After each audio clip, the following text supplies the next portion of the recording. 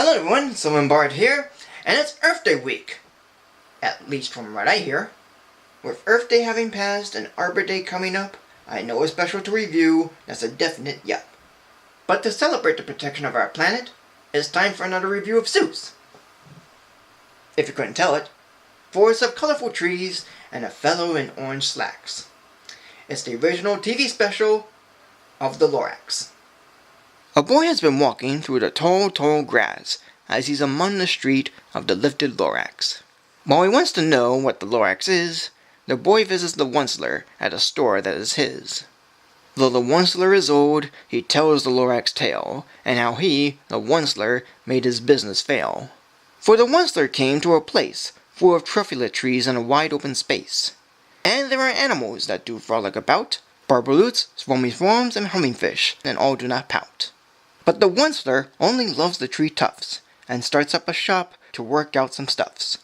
By chopping a tree down, he knits up the fluff, that the Lorax pops from the stump, as he quickly had enough. The Lorax speaks for the trees, and it's angry for the Onceler's need. But Onceler, from knitting the tree's top, has created a Thneed. The Thneed can be anything one wants it to be, as it's sold quickly and Onceler chops another tree.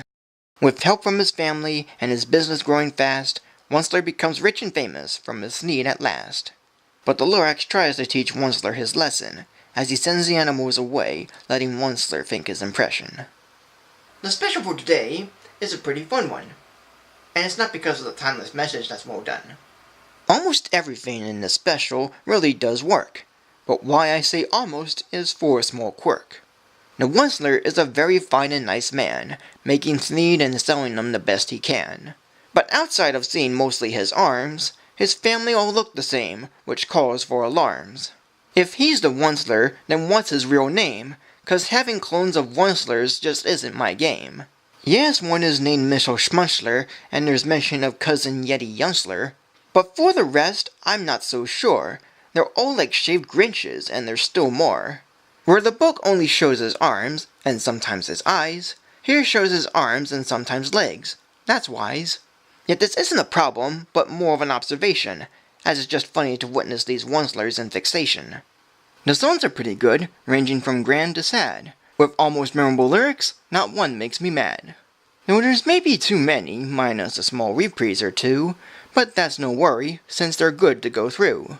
And yes, there are differences from the book, but not as big as the recent one, so here's a look.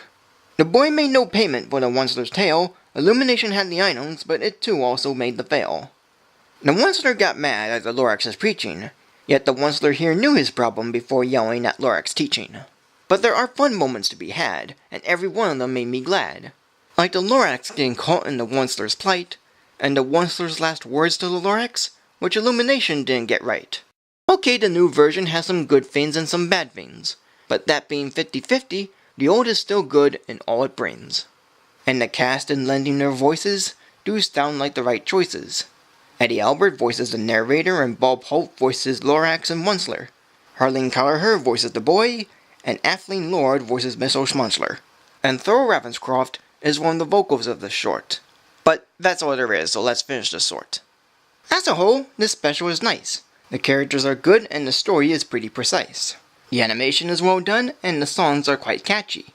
Director Holly Pratt again did a special that's not too scratchy. It does follow the book with additions and cuts, but keeps the moral the same without any struts. There's some funny moments, even from the Onceler side, and plenty of sweet moments that I dare wouldn't hide. There's good voice work and memorable songs too, and I tend to watch it when Earth Day comes through. It could be silly in the things it shows, but it's better than how Illumination knows. And while that's still a guilty pleasure to see, the original take of the Lorax is still good for me.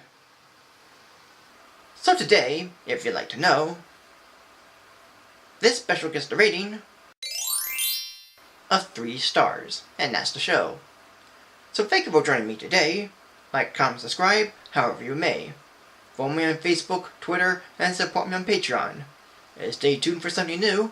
It won't take too long. And happy late Earth Day to all of you, and have a happy Arbor Day to all of you too.